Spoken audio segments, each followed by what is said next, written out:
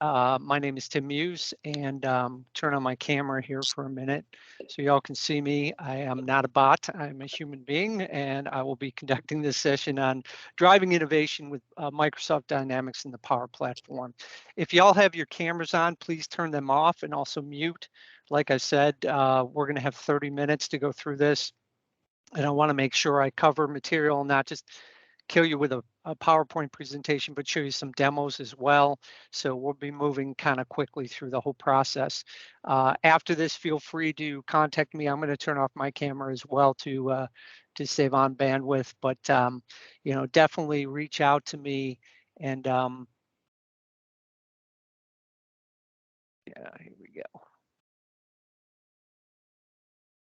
Okay, can you all see? Can somebody answer? Just one person, and let me know if you can see my screen. Yes. All right, perfect. Thank you.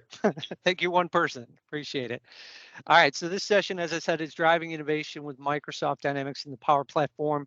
It's going to go quickly. There's going to be a lot of information I'm going to convey. Feel free to circle back and we can have a discussion about it. I am the Dynamics and Power Platform SME for the state of North Carolina for DIT. I've been with the state for 14 years, started in ag, went to DEQ, and been at DIT for 4 years now. I have 20 years experience in data, whether it's spatial data with GIS data or any kind of data. You know, I won't even tell you some of the DOS programs that I've used that we don't even want to speak about. But anyway, I've been entrenched with data for over 20 years. And in 2015, we had our first successful CRM cloud implementation while I was working at DEQ. Now, there's other state agencies who definitely have done a lot of work on premise, but this was the first one we moved to the cloud. This is part of the All Things M365 conference and sessions. If you haven't signed up for or you haven't looked at this page, feel free to do so. There's other sessions coming up. You know, we had a session on Teams this morning. We got a session on SharePoint. We have a sessions, excuse me, on a lot of different offerings for DIT. So I'd encourage you to go to that website and see what other offerings are out there. So what we're going to talk about today is I'm just going to touch on some things. We're going to talk about the Power Platform. So what is the Power Platform? It's a set of applications allow you to automate your processes, and you know, I can read this, but we're not going to get into Power BI or Power Virtual Agents. We're going to focus kind of on Power Apps and Power Automate, but more so on Dynamics. And I'll explain how Dynamics 365 fits into this ecosystem. But we will touch on data connectors and data, but especially with Power Apps and Power Automate. So Power Apps, it's a suite of apps and services, and it lets you really rapidly build custom apps for your business needs. Now, I say rapidly build. It's not, you know, 1 to 2 hours, although it may be if it's a really simple app, but it's not going to be this, you know, multi-year process to build something and get your users up and running. And there's two types of these apps. One is the Canvas app and the other one is the model driven app. Canvas apps are basically what it stipulates. You're starting from a canvas, you're starting from scratch, whereas model driven apps have a back end that's a database that there are templates for both of these, don't get me wrong, but the model driven one has a database behind it and allows you to make a little bit more in-depth decisions based upon that data. So I talked about quickly Power Apps. Well, part of that is Power Automate, and you know, it used to be called Flow, and that's kind of the workflow engine.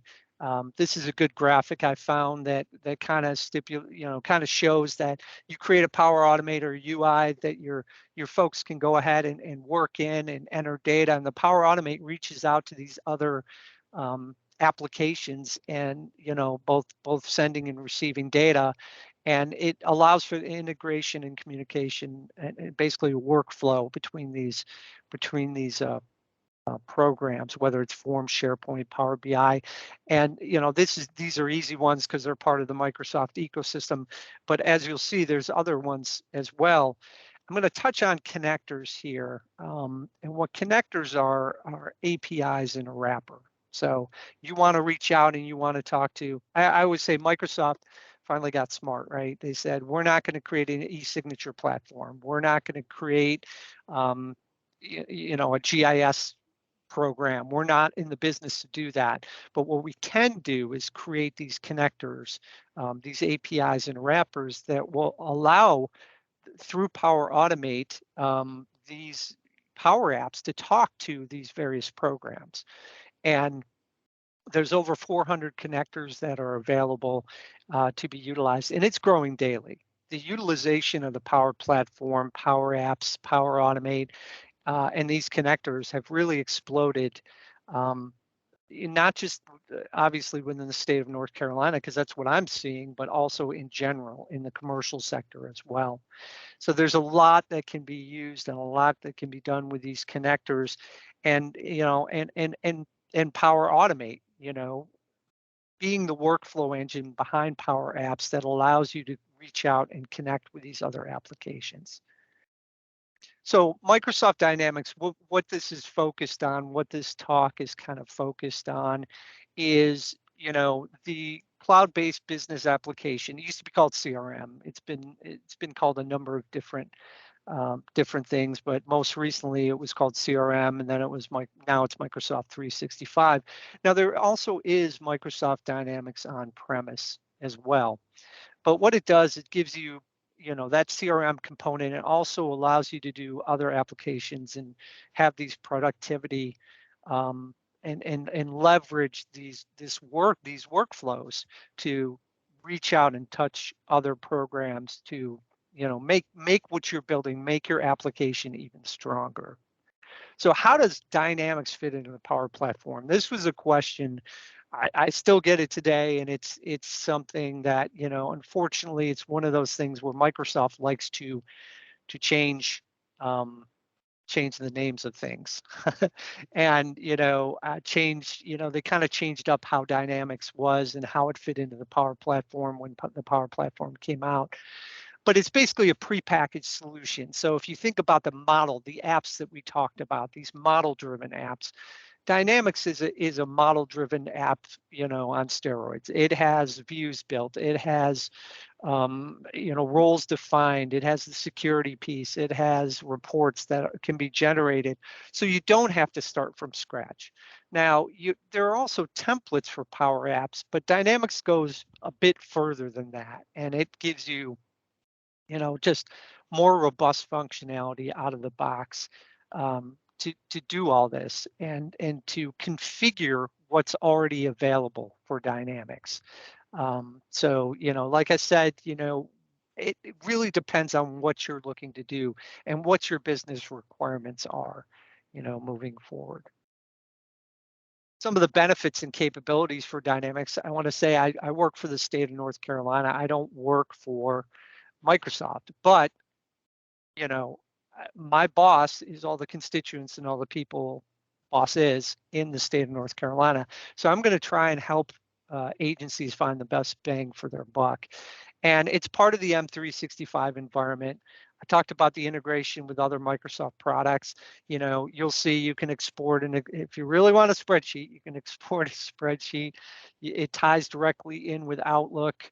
Power BI, if you want to do dashboarding, it's a connection there. There's a connector for SharePoint for leveraging that capabilities. It has a look and feel similar to other Microsoft products. It is affordable. It is not free. It is affordable. And when I say affordable, some of the other players in this market, are pretty expensive when you look at it and you look at all the connections and the functionalities that are going to come along with it. It is affordable. We can talk about licensing. I could spend every day of my life talking about licensing, it seems. But definitely it is affordable for looking at, application development and access for your users. So that is something, and well, what are we talking about? We're talking about a rapid development environment. So that implies off the bat that, you're not starting from, ground zero. You're going to have some capabilities already, in there, which will speed up your development time.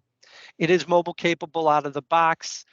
We talked a little bit about those connectors, being able to reach out to other applications and not just Microsoft applications, and to utilize that. It authenticates with NCID. It's the same as any other Microsoft product, or if you log into your email or log into your computer. So it's gonna it authenticates via NCID. There's a network of state users which is growing every day and shared resources. So the important point here is let's talk about what DOA is doing. They did this great thing with vehicles and tracking vehicles. Let's talk about, case management with the 911 board. Let's talk about, project management with DEQ. Let's talk about some of the things that are already being done with this in the state, and can we look at what they're doing? Cut down on development time. Also look at some of the resources. Can we share those solutions? Can we look at how they've gone ahead and done this? Microsoft support, we're your liaisons with Microsoft. We do that, helping you out. And when I talk about this, I've already touched on this. It's the configuration versus the customization piece. Configuration meaning let's make some changes. Let's look at what we can change versus let's write custom code and build something from scratch. So it's important to view that as not only changing, making it shorter on the time because it's already there and you're just reconfiguring something, but also the less chance it has to break when there are updates and things that go on. All right, this is all great. So what is this? Why are we doing this? Rod Parrish always says, just because you can doesn't mean you should. Great quote. Is it the shiny red button that we're going to press? Why would you do this? Why are we having this discussion? Well, maybe you want to eliminate paper, right? Maybe you're buried in paper. You're buried in paper processes. Maybe you have these legacy systems that are still here and are still operating. Maybe you have spreadsheet overload. I'm not sure what your specific application is, but these are some of the things that maybe you're looking at and saying, wow, we need a single source we need a single source that everybody can log into, that will do what we need to do, is cost effective, doesn't have John who's been there or Jane for 50 years who's going to retire that can't support the system anymore. You know what I mean? Those are the kind of things you need to look at. And that's why Dynamics in the Power Platform makes sense for folks who are interested in doing and moving forward, replacing some of these legacy systems and refining what you do on a daily basis. So let's get to the meat and potatoes here. So let me stop sharing my screen for a second and switch over to the demo.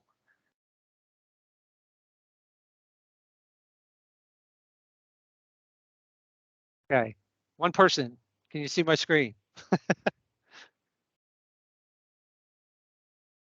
Yes. All right, sweet. No. So, no?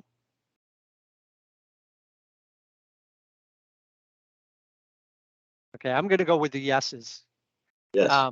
Okay, so what you're looking at here is Microsoft Dynamics, right? It looks very similar to other Microsoft products. It doesn't jump out at you and go crazy, but it gets the job done, right? And it looks pretty similar. You see the filtering, you see everything else, but this is from the North Carolina 911 board, and what they have is they've split it into 4 different pieces, right? Like I said before, if you're looking to do this, you don't have to do everything at once.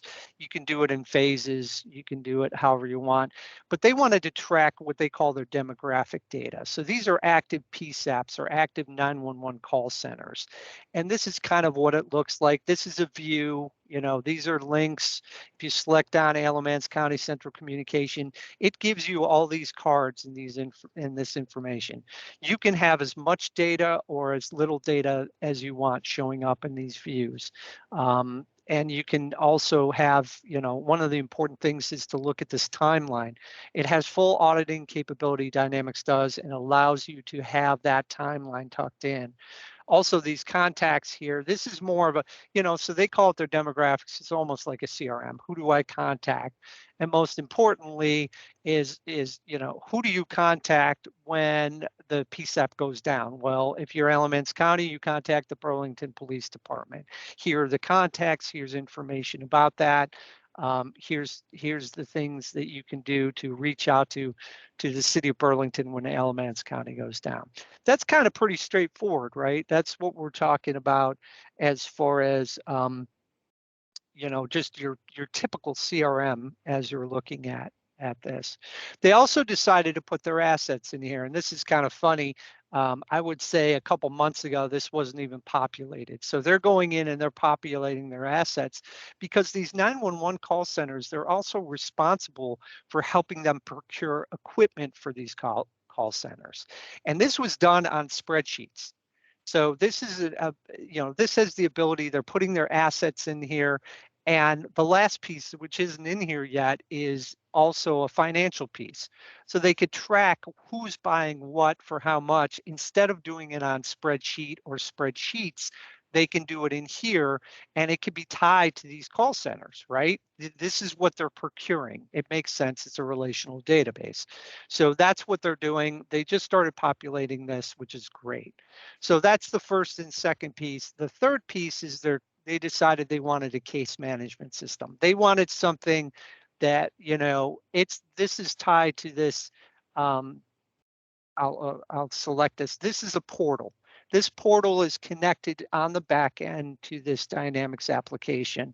So if you want to open a new case, you authenticate it and you log in, and you're able to open these cases. And these cases the information that you put in here will directly correspond to these active cases right here. I'm not going to get too far into this. We could sort by whether they're active or inactive cases, where they are in the system. I'm just going to pull one up, and this has a workflow that's built in to say, okay, where are we? It's been active for 29 minutes, it's been assigned, and it's in research. Here's that timeline again that you could see where it is in the process. And here's some of the case details with the contact information, which goes back to these PSAPs. So, this is the third part of theirs that they're able to do, and also the backups in the CRM part, or the demographics as they called. They have some data management, some information on that as well. But this is the financial piece for them is going to be the kind of the final piece, and it's going to tie this together as well, because then they can start doing, a database is built to answer questions. Then they can look at, okay, let's look at this case. This piece of software went down. When was it procured? How old is it? Do we need to procure new software or a new router or something like that? And it gives you a fuller picture of how they operate on a day-to-day basis. So really, really is a powerful thing. And I showed you this quickly. This is their portal. It's you can get as fancy as you want with these portals. You don't have to, or you can just have it the way they have it, which is pretty much a working portal. So I just wanted to show you that for the 911 board and how they're utilizing Dynamics. This is another project. This is with DEQ, Department of Environmental Quality Mitigation Services Division. This is kind of near and dear to my heart. This is when I started with Dynamics. So it's very similar look. Here's a view. Here are some of the projects they have. Get one of these projects coming up, and let's look at the Maple Swamp Buffer, and they've put a lot of information in here. Like I said, you don't have to have, this is kind of a lot to look at, but you can put as much or as little as you want into this. The Dynamics does have some basic charting capabilities that are available that you can go ahead and look at and bring forth, and it gives you kind of a quick snapshot of the data. Most of this is riparian buffer. That's what this is. And so the PM, the project manager, or whomever needs to look at it, gets a quick snapshot of what this is, and in the project. So these are kind of quick hits with the chart. If you really want to get into some serious business, intelligence, like I said, you can go ahead and surface this data in a Power BI dashboard and make it look, the way you want it, and have it even more, you know, have more data and have more functionality. There are dashboards that come with Dynamics. They're already pre-built. You can build your own. You can create system dashboards, or the users themselves can create dashboards and share those dashboards out. It's however you want to do it. But this is pretty cool. Quick look in the Cape Fear River Basin. How many projects are there? There's 57. Doesn't really tell you a lot, but this will tell you a lot. How many projects by county? And this is important for them because they're not only responsible to the Corps of Engineers, but also the state legislator. I had the director call me one day after we got this set up, and he's like, I'm in the field, I'm at a project site, and I'm with the legislator. He wants to know how much work we're doing in Johnston County, and I don't make this up.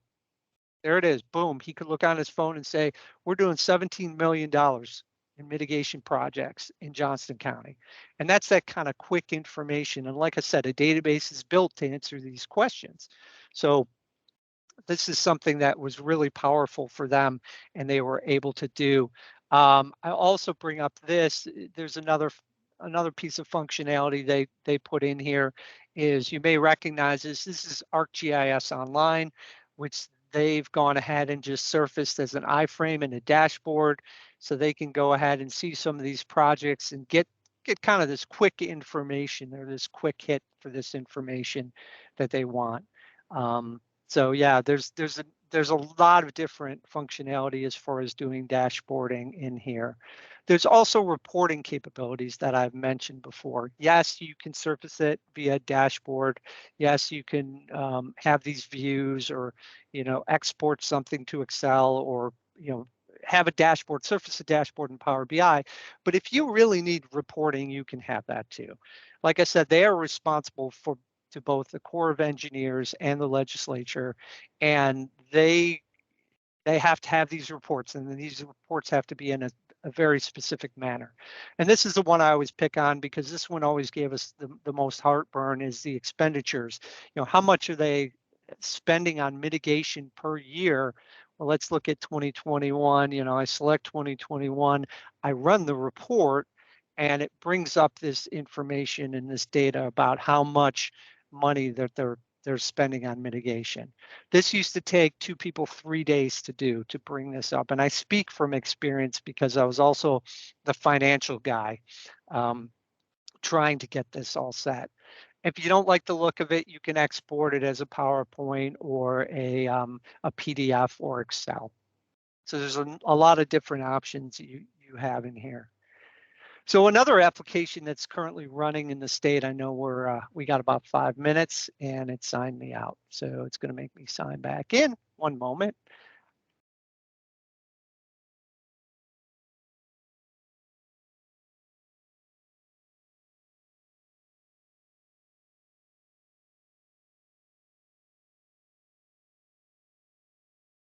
Well, at least we know security is working, right?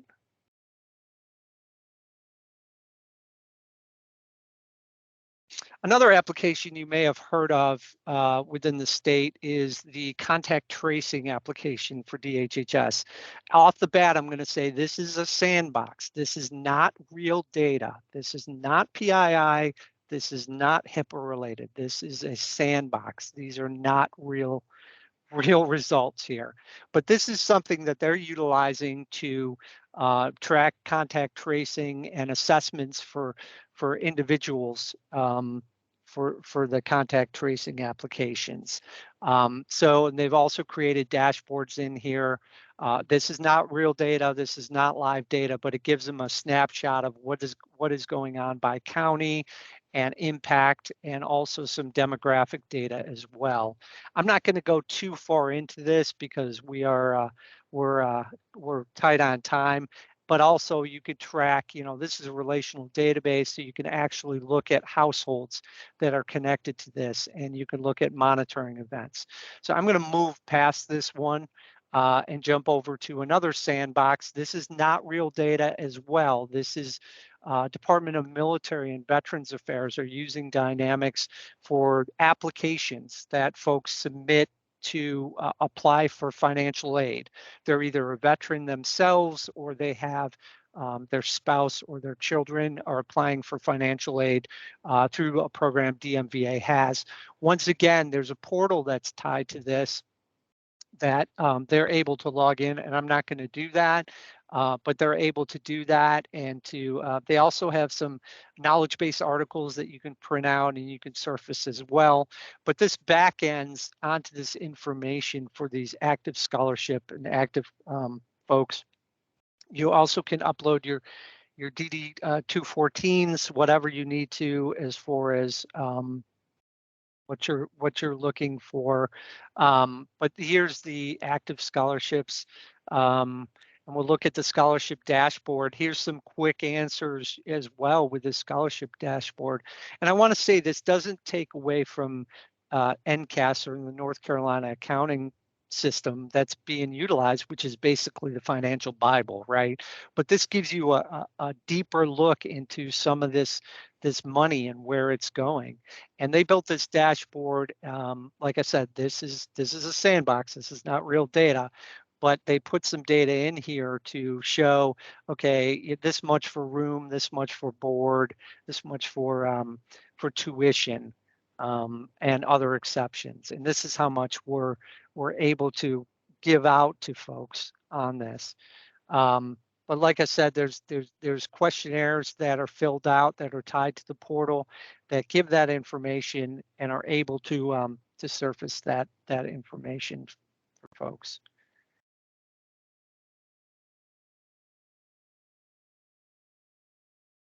Stop sharing my screen for a second. I want to jump back into a couple more things. I know we're tight on time.